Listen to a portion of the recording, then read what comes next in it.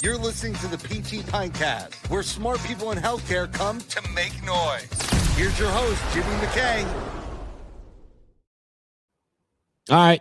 Before we kick off, want to say thanks to Brooks Institute of Higher Learning, brooksihl.org. If you want to do a residency, a fellowship, pediatrics, geriatrics, neuro, pelvic health, orthopedics, they have like 6 more. I'm sorry, I don't have the notes in front of me. They've been a support of the show for like 3 years.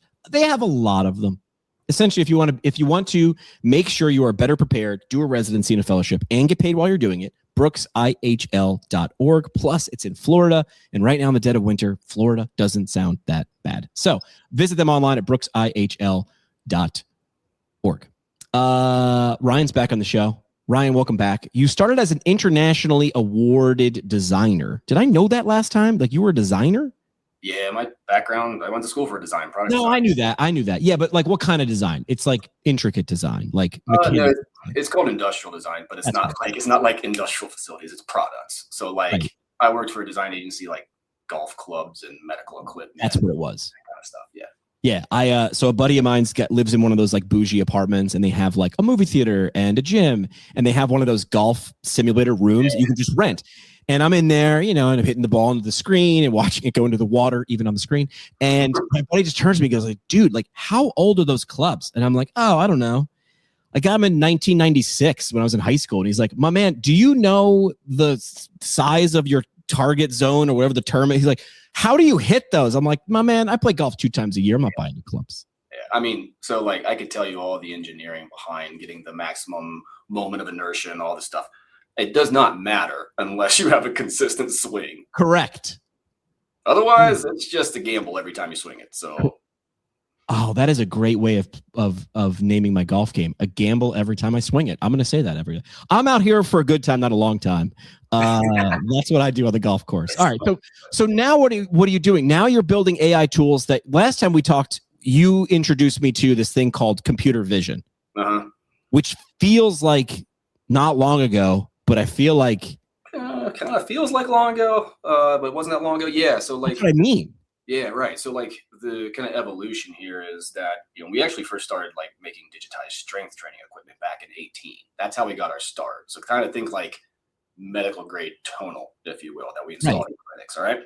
And then in 2019, we did a partnership with Cincinnati Children's. I'm in Ohio, and got us into computer vision. COVID hits. We decided to shut down machine side of the business entirely and go all in on the computer vision. But we wanted to be scalable. So we ended up working with Google for about 2 years, helping develop their core computer vision models. And then we piloted, we had some SBIR grants from the Air Force and piloted with them for about another year. And then, along came this RTM model, and we're like, all right, we're going to deploy it towards that. So that was the original plan, but then things changed a bit as we progressed.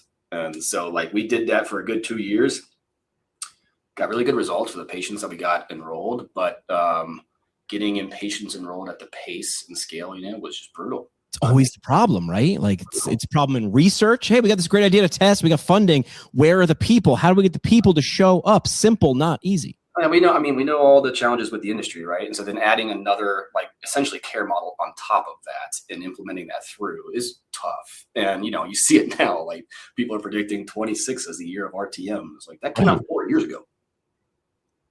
But we haven't figured out how to make sure we know the model. How do you make it run smoothly? That's the trick. Yeah, some have been really successful with it, and, others are still trying to figure it out, right? And we were bashing our heads against the wall because, we're venture backed and we're like, hey, we want to go fast. We want to go fast. And like, this is not going fast. And we were working with a couple of care navigation companies that we were supposed to be just the technology layer and working with other providers to deliver virtual care in mixed in hybrid care as well. And just could not get the adoption. So like they approached us, this was in summer of 23, said, hey, we want to go faster. Will you guys consider becoming a virtual practice yourselves and treating these patients with your technology? So I said, whoa, okay. So my background's in product, right? I'm not a clinician for one, and certainly I haven't had a medical practice. But I had PTs on staff that were licensed in, over like 25 states, right? And said, you know what, we'll give it a try. And so in summer of 23, we actually brought the technology in-house, shut down all external use, and became a virtual PT practice. And we've been doing that since.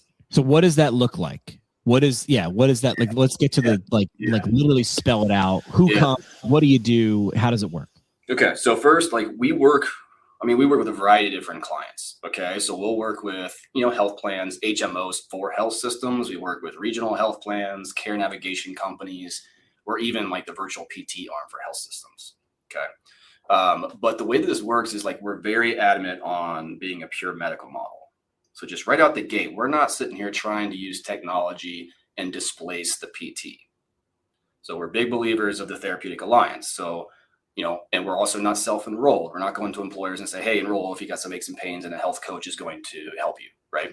This is physician referral based. So we get referrals just like any other PT practice would. I mean, it's just straight faxes coming in, old school, right? But like, that's where it changes. Cause then like, we then reach out to that patient via SMS, typically same day, no more than 24 hours after referral, with a self-scheduling link to set up their eval.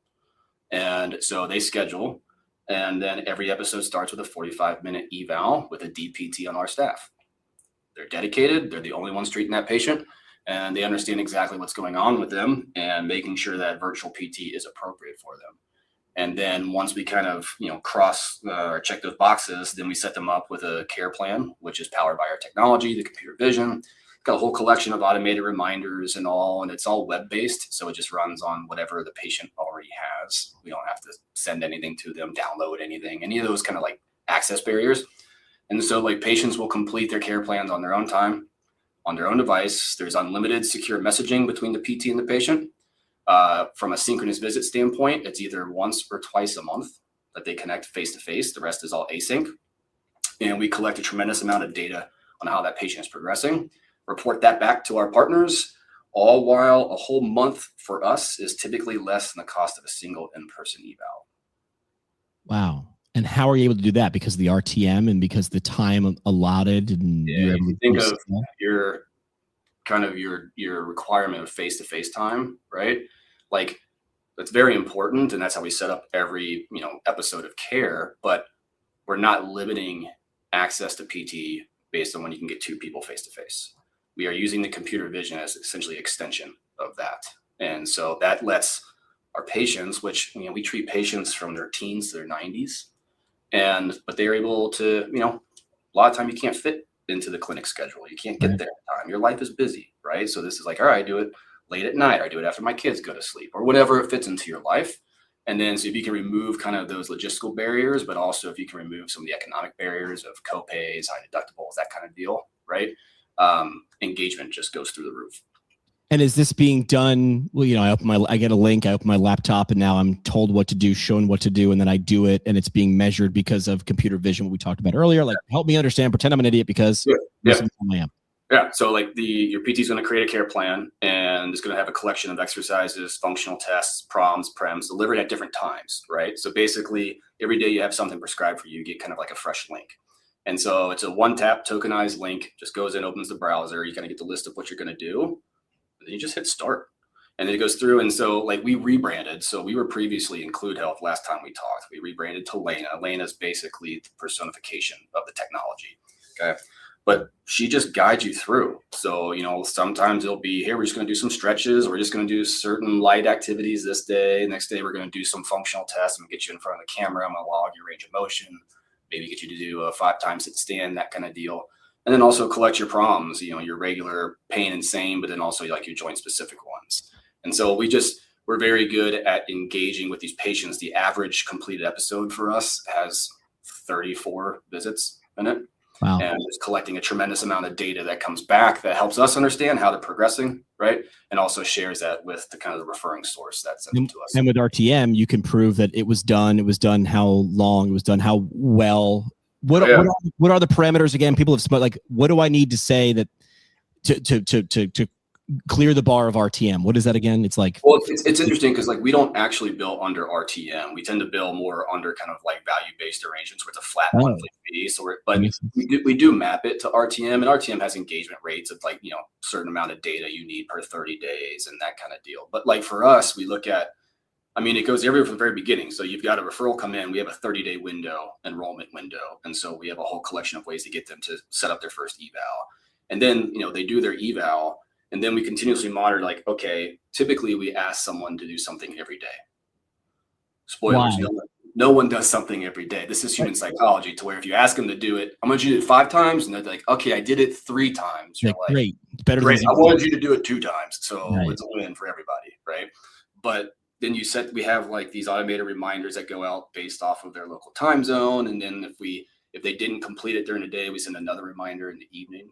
And people, it's amazing. It's so simple. And people, like, patients love it because they're like, oh, it just keeps me accountable and keeps me on my shit. And you're like, yeah. Like, it's simple, not easy. Yeah. Right. Right.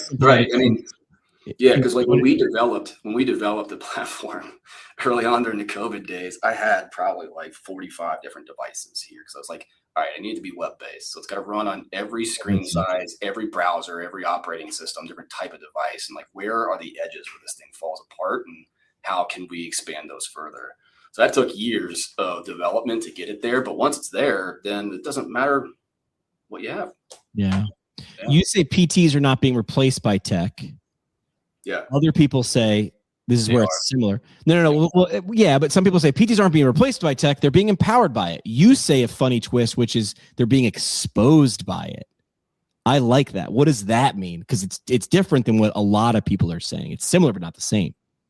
Well, I mean, I'll frame it a little bit differently, just in that, like, if you look at like the stats from the PT industry, the reports will tell you that somewhere between only 20 and 35% of patients referred by a doctor go get PT. You have an industry where a physician, your doc, is telling you need this, and a majority of the patients don't go. Yeah, I know. Okay, right? So like, there's a lot of framing of like, oh, technology is going to steal my patients. There's a whole population where going in clinic, going to PT works for them, works really well. Virtual can't replace that. Even, right?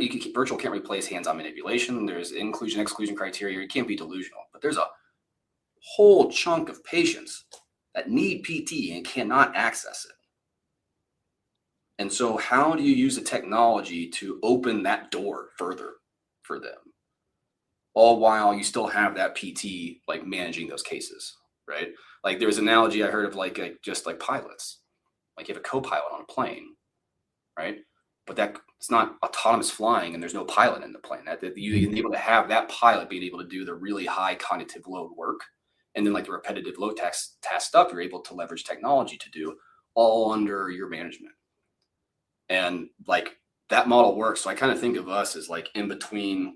You got like traditional PT, every in clinic, in person, to then like the opposite end of the spectrum is just throw them on an app and self-serve, let them do your things, or not have a PT involved or minimal PT involvement. We kind of split those uprights. You have PTs on your team. You talk to PTs. Yeah.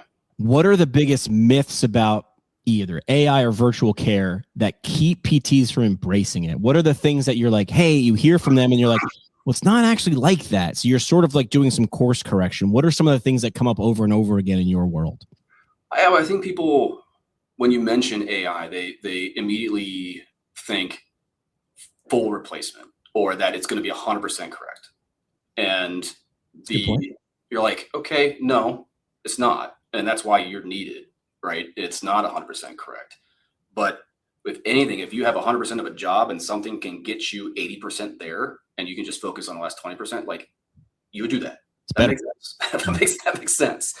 Axes to chainsaws to machines that cut down trees. It's like, this one feels more efficient, but I still need someone to do the thing. But now that person's doing the higher end thing. Right. And it's always easy for people to feel threatened by technology. I mean, everyone just self-preservation, right? It's human nature.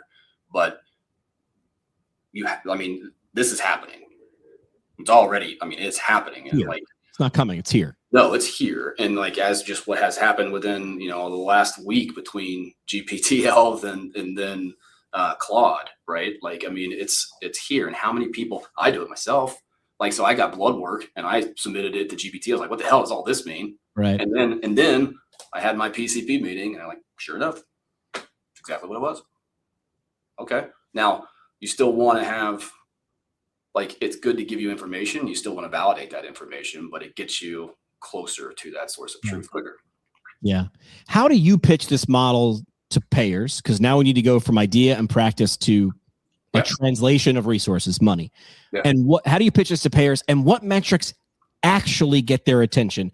In computer vision or KPIs or dashboards, we can measure a lot of things, but which ones actually pass what I call the eyebrow test, that they actually get their attention and make them raise their eyebrow? Yeah, I mean, the pitch is simple. Is like, do you want to expand access to, conservative care, virtual PT, and improve engagement, not compromise outcomes, and save on costs? And they're like, yes, please. Keep talking. Got it. Right. Let me understand what are those metrics, right? And so you start breaking it down kind of compared to, traditional published stats on, in-person PT. And so like one big thing is completion rate. And completion rate's a little fuzzy because like what you see published online, they say 30% of patients complete their prescribed PT. Well, what's prescribed PT? Well, it's what was prescribed for them.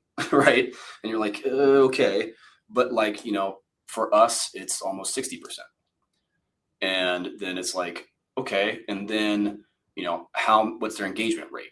And that's where I was like telling you is like, on average, our completed episodes have 34 visits.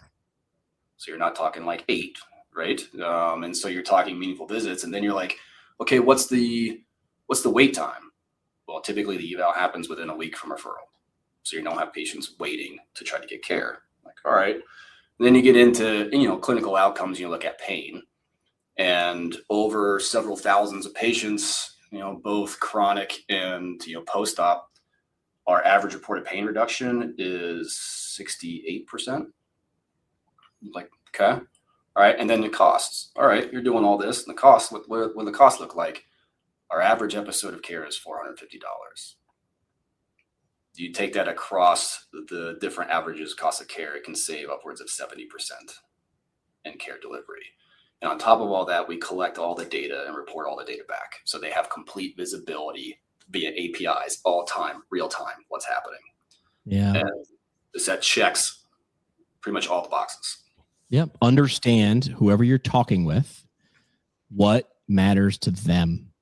And if you can speak to how what you have matters to them, things, they're not perfect, but they sure do get a lot easier. You get to either no or yes faster, and that's okay. If it's not going to work, it's not right, that's sort of okay, but you get there faster when you can talk in someone's language. 100%. Let me ask you a weird question. I was at an APTA.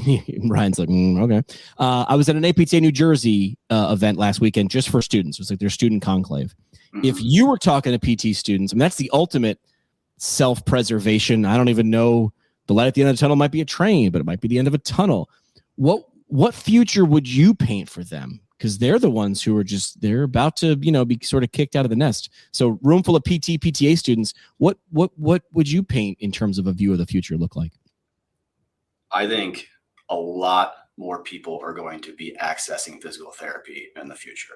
Isn't that something we asked for? We wanted that, right? Yeah, we asked for it. Careful what you.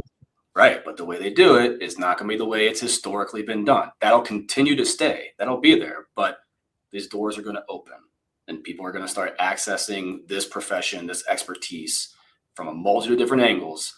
And the more you embrace that and adopt that, the better you're going to be. Yeah. It's got to be, right? I mean, the only constant is change is such a cliche. It's like, but the reason they're cliches is they stick around, and they're, you can plug them in.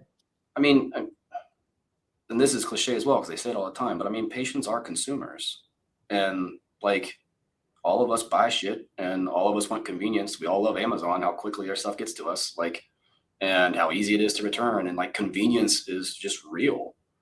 And so that's going to make its way through, and technology can make things infinitely more convenient. Doesn't mean it's always appropriate, right? That's why you need to have that governance and that regulatory governance there. But it's going to break down these walls of access quite a bit. Yeah, as my live stream co-host Tony Maritato would say, well, some people might push back and say, well, this isn't quality care.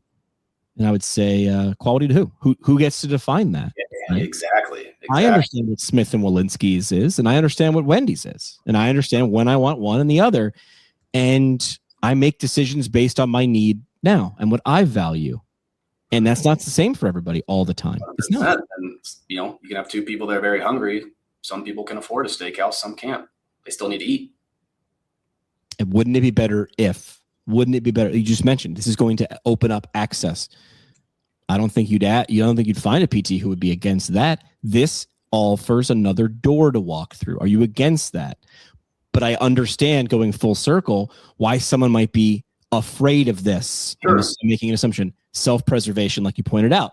The answer is always in an emotion, a root-based emotion. It is. I mean, you think of like schools that freaked out when the calculator was invented. Sure.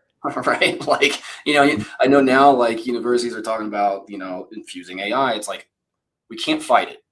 Yes. Students are using it. How do they use it as a tool, right? And I'm like, yeah, when I was at school, I had like the cards with the encyclopedia and all that kind of crap. I mean, that was just access to knowledge. Correct. This is access to knowledge. Right. And so it's going to be a tool that everybody's using moving forward. So how do you make sure people know how to use it? Yeah. I was in college when Napster came about, and that was going to change the world, right? So for people, here's the funny part. We're so far away from Napster, half the audience doesn't know what it is. It was an app that you downloaded, and then you could, it was a file sharing service, which doesn't sound very sexy, except if you're like MP3s, which I didn't know what the hell they were until they were a thing. Right. You essentially now had access to virtually any song ever recorded. So you could go on there and just get them for free. Without paying, right? Without paying. So this is where it's so funny looking back. Metallica, who could be seen as this, we're anti everything. They were the ones who were raging against Napster. And then I understand. Listen, hey, if anybody can just get our music, this is how we feed our families. Sure, right? Sure. Which I understand.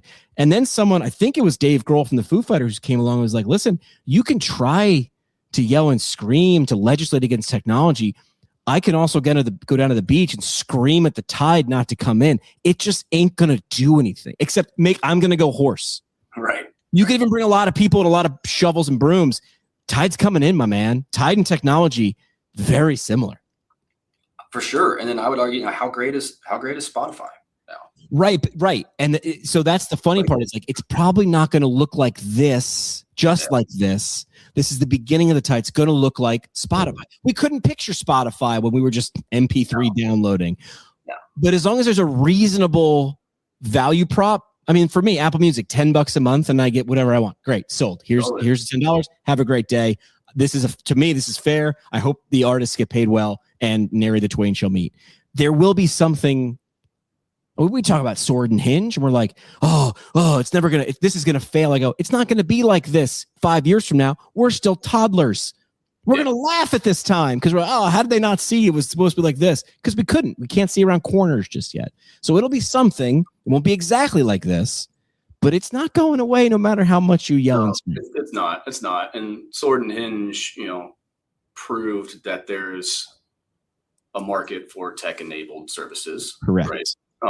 And we all know how big this space is, and how big they are, but how small they are compared to this whole space. And but I think there's the opportunity of embracing this tech-enabled care, but doing it under a pure medical model and doing it by PTs and doing it referral based and integrated into where patients actually access care. And that's where it's ultimately going to land. Agreed. All right, we're going to play a quick game. You ready for a quick game? Sure. Let's do it. All right, it's called the Access Challenge. Don't think, just answer. I'm going to give you a quick question. First thing that comes to your mind, like you're at a psychologist, right? Word association. All right. What is the most frustrating barrier to care in your mind? What's the most frustrating barrier to care? Referrals. Okay. One feature every AI PT tool must have. Scribe, auto documentation. Yeah. I mean, if it doesn't, that's the lowest hanging fruit. Right? It is. But people will skip it. Worst excuse for not showing up to PT. Worst excuse for not showing up to PT. Well, that's interesting. Traditional versus, now virtual, right? Yeah. I mean, I guess now for us, worst excuse is forgot. right? Forgot, or I was going to say time. It's like, well, what you can do is when you want. So all you're doing is you're just taking the bullets out of the gun. You're like, we're going to make sure you've got no excuse. There's no excuses left in the reminders. You're going to do it whenever you need, whenever you can. So. Right. One healthcare buzzword that you hate. What is a word that you hate? That you're like, oh God, cringe this again. Oh, that's a good question. It is funny because I actually don't like AI. It got old fast. Like it becomes whitewashing, and like it's just I prefer. I mean, it's just tech-enabled care, but like everything's now .ai, .this, like and all that. Yeah, it got old. It got real stale real fast. Your favorite non-healthcare tech product? What is your favorite non-healthcare tech product? Oh man, all my tech that you like around healthcare. It's probably my. It's like I have like Tonal and Peloton and all this stuff. And I just got the Ring. Like I have all this healthcare stuff. Yeah. It's a shock, by the way. I'm done. I'm shocked. Right. I actually really just like the AirPod Maxes. Hell yeah, noise canceling, man. Yeah, it's funny because like I'll work out with those because they don't like fall out, or like the pros will pop out all the time. Yep. And like they really isolate you. It's really simple. Mine, I can now start my car with my phone, which this is the first time I've ever had an app, and I'm like, I can make seats. I can butt warm the seats like before, and not just from a range, like just not with a key. I'm like, oh, look at the app. I still have no idea how the hell my car has Wi-Fi. I don't even know if it does. I don't know how it works. I don't care. Last question: what's the next profession AI will disrupt? Like PT is already here, but what do you think the next profession? I mean, the answer is going to be all of them. It is. What is the one that hasn't been touched yet, and you think it will? I think it's going to go into. I mean, it's the next wave of putting AI into the physical world is through robotics, and so it's like just recently Atlas with Boston Dynamics for manufacturing. Those robots are pretty wild. They are wild. And then the humanoid robot wave is coming. Right, we'll see. It's gonna have an adoption curve to it because I know a lot of people are freaks them out, understandably so. But a lot of the stuff where people are like, oh, well, it's contained, it's software. It's gonna be broken free of that form. Yeah, I agree. I mean, I've seen some of those robots, and I'm like, you guys saw Terminator. Why are you designing to look just like that? You saw the end, but I mean, I guess history repeats itself, right? Well, I believe that the development of all this technology is all inspired because of what these leaders saw when they were young, right? And so like it's kind of like the entertainment industry is almost like laying the groundwork of where people want to go. I mean, when you call your robot Optimus, right, it's going to happen. This is why the phrase art imitates life. It's like, well, now life imitates art. This is a circle. Yeah. All right, you're off the hot seat. Last thing we do, as you know, is the parting shot. This is the parting shot. One last mic drop moment. No pressure, just your legacy on the line. All right, thanks to Empower EMR, the platform giving clinics simplifying documentation, improved patient engagement, and get their life and time back. Your EMR doesn't have to be painful. That is a choice. You are choosing a pain in the ass EMR. As long as you pick the right one. And I know the change is a pain in the ass. You're like, oh my gosh, changing my EMR. I'm not even thinking about that. They'll make it simple and they'll walk you through it. Kick the tires, light the fires, empoweremr.com. All right, Ryan, parting shot, your last chance for a mic drop moment, soapbox statement, whatever you want it to be. It's really super simple. Let's just stop protecting the past and start preparing for the future. Ooh, yes. Spoken like someone right at the intersection of where it's sort of all happening. Where can people go? I'll put it in the show notes, but where can people go to find out more and interact with you and the organization? Yeah, LainaHealth.com, and you can fill out forms if you want to check it out, do a deeper dive. If you just want to connect with us personally, like LinkedIn's just the best platform for us. Yeah, you could go down, try it. Go down to the beach and yell sternly at the tide to not come in, and then let me know how that works. Do the same for technology. Let me know how that works. Well, that was the rule when I was a lifeguard. Never turn your back on the ocean. That's when a wave kicks your ass. See? Look at that's it. Like, never turn your back to a wave, dude. You're gonna get your ass kicked. Yeah. Don't do the same to technology. Turn your back and you will get run. That's it for this one, but we're just getting warmed up. Smash follow, send it to a friend, or crank up the next episode. Want to go deeper? Hit us at ptpintcast.com. or find us on YouTube and socials at PG Pintcast. And legally, none of this was advice. It's for entertainment purposes only. See, Keith, we read the script. Happy now?